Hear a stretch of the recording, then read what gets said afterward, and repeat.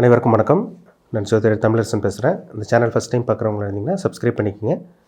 Bell பட்டனை click பண்ணிக்கோங்க. ஆளுங்கிற ஆப்ஷன் இருக்கும், அதையும் செலக்ட் பண்ணிக்கோங்க. அப்போ தான் நாங்கள் போடுற வீடியோஸ் எல்லாமே உங்களுக்கு நோட்டிஃபிகேஷன் வரும். இன்றைக்கி நம்ம இந்த வீடியோவில் எதை பற்றி பார்க்க போகிறோன்னா, ராகு திசை 18 வருஷம் ராகு திசை என்ன செய்யும், இது வரமா சாபமா? ராசின்னு பார்த்திங்கன்னா மகர ராசிக்கு பார்க்க போகிறோம். காலப்புருஷ தத்துவப்படி 10ஆம் ராசியான மகர ராசி நேயர்களுக்கு இந்த வரக்கூடிய ராகு திசை எப்படி இருக்குன்னு பார்க்கலாம். சரிங்களா? ஒரு சில பேருக்கு ராகு திசை நடந்துகிட்டு இருக்கும், இல்லை இனிமேல் ராகு திசை வரும். சரிங்களா? அது அவங்கவுங்க வயதுக்கு தகுந்த மாதிரி தான், அவங்கவுங்க என்ன நட்சத்திரத்தில் பிறந்திருக்காங்களோ அதுக்கு தகுந்த மாதிரி தான் தசாபுத்தி வரும். தசை நடத்தக்கூடிய கிரகமும் புத்தி நடத்தக்கூடிய கிரகமும் ஒரு மனுஷனை ஆட்டி படைக்கும். சரிங்களா? உத்திராடம், மகரம், உத்திராடம், திருவோணம், அவிட்டம், இந்த 3 நட்சத்திரம் மகர ராசிக்கு வருங்க. எல்லா ராசிக்கும் பார்த்திங்கன்னா ராகு திசை வராது. ஒரு சில ராசிக்கு மட்டுமே தான், ஒரு சில நட்சத்திரங்களுக்கு மட்டுமே தான் இந்த ராகு திசை நடக்கும். இந்த ராசியில் இந்த நட்சத்திரத்தில் பிறந்தவங்களுக்கு மட்டும் வரும். ஒரு சில ராசி, ஒரு சில நட்சத்திரத்தில் பிறந்தவங்களுக்கு லைஃப் லாங்காக ஆயுள் முடுக்க அவங்களுக்கு ராகு திசையே வரவே வராது.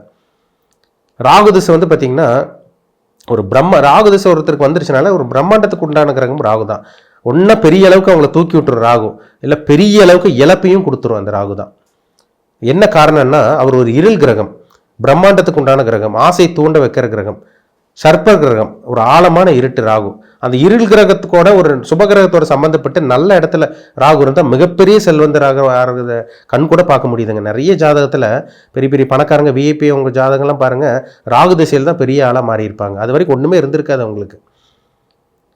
இல்லை ராகு திசையில் பெருசாக கோட்டை விட்டவங்களும் இருந்திருப்பாங்க. எல்லாத்தையும் கொண்டு போய் மாட்டிக்கிட்டேங்க சார், லாக் ஆகிட்டோம், தொழில் நஷ்டமாயிருச்சு, தொழிலை படுத்துருச்சு, நாங்கள் என்ன பண்ணுறதே தெரியல, வேலையை விட்டு தூக்கிட்டாங்க, இப்போ நாங்கள் அனாதையாக இருக்கோம், நாங்கள் நிர்கதியாக நிற்கிறோம், சொந்த ஊர்லேருந்து இன்னொரு வீட்டுக்கு நாங்கள் எஸ்கேப் ஆகிட்டோம், எல்லாம் பாருங்கள் இந்த ராகு திசையில் சொல்லுவாங்க.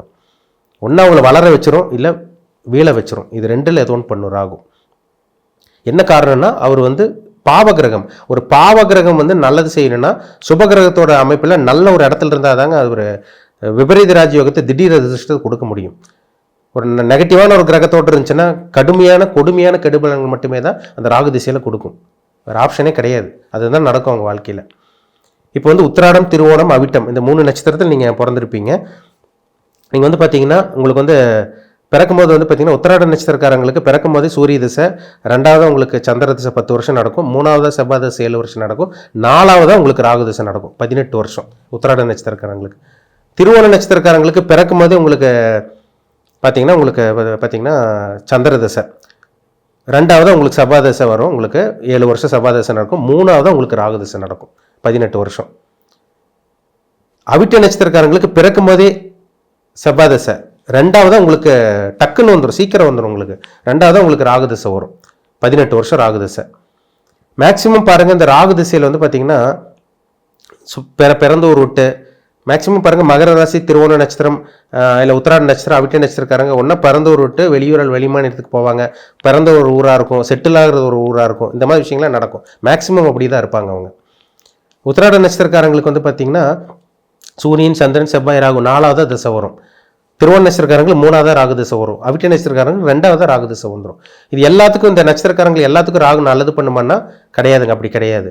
ராகு எந்த இடத்துல இருக்காரோ அதுக்கு தகுந்த மாதிரி பலன்களை வாங்கி கொடுப்பார். இப்போ ராகுக்கு உகந்த இடம் என்ன, அது எல்லாத்துக்கும் தெரியும். மேஷ ராகு, ரிஷபரம், கடகம், கன்னி, மகரம், இந்த இடத்துல ராகு இருந்துச்சுன்னா அஸ்ட்ராலஜி ஜோதிடம் தெரிஞ்சவங்களுக்கு நல்லாவே தெரியும். மேஷ ராகு, ரிஷப ராகு, கடக ராகு, கன்னி ராகு, மகர ராகு, இந்த இடத்துல ராகு இருந்து திசை நடத்தும் போது சுபகிரகங்களோட சம்பந்தப்பட்டு உங்கள் லக்னத்துக்கு அவர் 3, 6, 10, 11ஆம் இடத்துல இருந்தால் அது கொட்டி கொடுக்குற ராகுவாக இருக்கும், அதில் டவுட்டே கிடையாது. நீங்கள் மகர ராசியாகவே இருக்கலாம், நீங்கள் மகர லக்னமாகவே ஒரு சில பேர் இருப்பாங்க, ஒரு சில பேர் ராசி லக்னம் ஒன்றா இருப்பாங்க. சந்திரன், அதாவது லக்னத்திலே சந்திரன் இருக்கிறவங்க ராசி லக்னத்தில் ஒன்றா பிறந்திருக்காங்கன்னு அர்த்தம். லக்னங்கிறது உயிர், ராசிங்கிறது உடல். அப்போ ரெண்டுமே ஒன்றா இயங்கும். உங்கள் கேரக்டர் ரெண்டுமே இந்த சனியோட பேஸ் பண்ணி தான் இருக்கும். இப்போ உங்களுக்கு மகர ராசி, மகர லக்னத்தில் பிறந்தீங்கன்னா உங்களுக்கு 3ஆம் இடத்துல ராகு வந்துடுவார், மீனத்தில் இருப்பார். அப்போ மீனத்தில் இருக்கிற ராகு நல்லது பண்ணாதான்னு கேட்டிங்கன்னா அப்படி கிடையாதுங்க. குருவோட வீட்டில் இருக்கிற ராகு குருவோட பார்வையிலையோ, சமசத்ம பார்வையிலையோ, இல்லை 5ஆம் பார்வையோ 9ஆம் பார்வையில் இருந்தாருன்னா அந்த குருவை போல உங்களுக்கு அந்த ராகு திசை உங்களுக்கு வேலை செய்யும். அது ஒரு யோக திசையாக தான் இருக்கும் உங்களுக்கு. பொதுவாகவே ராகுக்கு பார்த்தீங்கன்னா 8ஆம் இடத்துல ராகு இருக்கக்கூடாது, 8ஆம் இடத்துல ராகு இருக்கக்கூடாது, 2ஆம் இடத்துல தனிச்சு இருக்கக்கூடாது, 8ஆம் இடத்துல தனிச்சு இருக்கக்கூடாது, 7ஆம் இடத்துல தனிச்சு இருக்கக்கூடாது. குடும்ப வாழ்க்கை கெடுக்கும். இந்த இருதார அமைப்பு இதெல்லாமே கொடுக்கறதெல்லாம் இந்த 2ஆம் இடத்துல இருக்க ராகு தான். 8ஆம் இடத்துல இருக்க ராகு தான் ஆயுள் பங்கத்தை கொடுப்பார், மிகப்பெரிய கண்டத்தை கொடுப்பார், விபத்து சந்திக்கிறதெல்லாம் இந்த ராகு திசையில் தான். 8ஆம் இடத்துல செவ்வாய் ராகு இருந்து ராகு திசை நடக்கிறவங்களுக்கு பாருங்கள், கண்டிப்பாக அவங்க வாழ்க்கையில் பெரிய ஒரு ஆக்சிடென்ட்டை சந்திச்சிருப்பாங்க. 8ஆம் இடத்துல சனி ராகு இருக்கிறவங்களுக்குலாம் ஆயுள் தோஷம் ஏற்படும், ஆயுள் கண்டத்தை கொடுக்கும். 8ஆம் இடத்துல சனி ராகு இருந்து உயிரை விட்டவங்க நிறைய பேர் இருக்காங்க. இதெல்லாமே அந்த அமைப்பு தாங்க. லக்னாதிபதி கெட்டு போனவங்களுக்கு கண்டிப்பாக இந்த ராகு திசையில் மரணம் சந்திக்கிற மாதிரிலாம் வரும். அது மற்ற கிரகத்தையும் பார்க்கணும், நான் ஒரு ஜென்ரலாக சொல்கிறேன் உங்களுக்கு, சரிங்களா? குரு வந்து பார்த்தீங்கன்னா ராகு பார்த்துடணும். 5ஆம் பார்வையோ 7ஆம் பார்வையோ 9ஆம் பார்வையோ பார்த்துருச்சுன்னா, அந்த லக்னத்துக்கு 3, 6, 10, 11ஆம் இடத்துல இருந்துச்சுன்னா ராகு திசை ஒரு அற்புதமான ஒரு திசையாக இருக்கும். அது 11ஆம் இடத்துல இருக்கிற ராகுவும் 3ஆம் இடத்துல இருக்கிற ராகு அபாரமான வளர்ச்சி கொடுப்பார். அது 11ஆம் இடத்துல இருக்கிற ராகு கொட்டி கொடுக்குற ராகுவா, பிரம்மாண்டத்தை கொடுக்குற ராகுவா உங்களுக்கு நிச்சயமாக இருக்குங்க. பொதுவாக வந்து பாருங்கள், நீங்கள் வந்து பார்த்தீங்கன்னா எந்த லக்னமாக இருந்தாலும் அது 11ஆம் இடத்துல ஒரு ராகு நின்று அந்த திசையை நடத்தி அது சுபகிரகத்தோட தாக்கத்தில் இருந்துச்சுன்னா அந்த ராகு திசையில் பெரிய பணக்காரனாக மாறி இருப்பீங்க. நீங்கள் அந்த ராகு திசை முடியும் போது உங்களுக்கு தெரியும், பெரிய செல்வந்தரனாக மாறி இருப்பீங்க.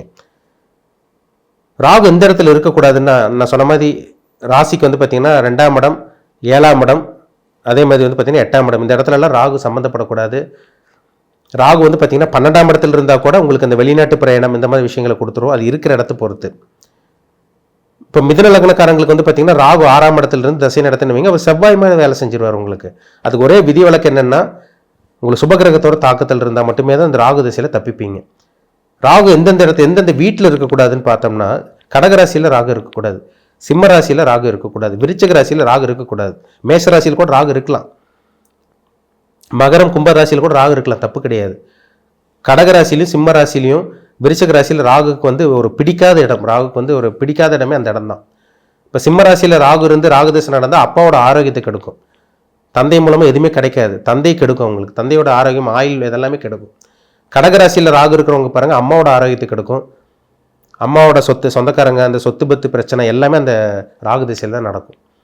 அப்போ ஒருத்தருக்கு ராகு நல்லது பண்ணணும்னா ஒரு நல்ல ஒரு ஸ்தானத்தில் இருக்கணுங்க. ஏன்னா ராகு நின்ற வீட்டு அதிபதி போல் பலன் கொடுக்குற கிரகம். ஒரு வீட்டில் ராகு நின்றாருன்னா அந்த வீட்டு அதிபதி போல் செயல்பட்டுருவாங்க. ஏன்னா பச்சோந்தி கிரகம், யார் வீட்டில் இருக்காரோ அந்த வீட்டு கிரகத்தோட அப்படியே பிரதிபலிக்கும் ராகு. சுக்கிரனோட வீட்டில் இருந்து ராகு இருந்தால் சுக்கிரதசை மாதிரி இருக்கும். செவ்வாயோட வீட்டில் ராகு இருந்தாருன்னா செவ்வாய் தசை மாதிரி இருக்கும் உங்களுக்கு ராகு தசை. சனியோட வீட்டில் ராகு இருக்காருன்னா சனி தசை மாதிரி இருக்கும்.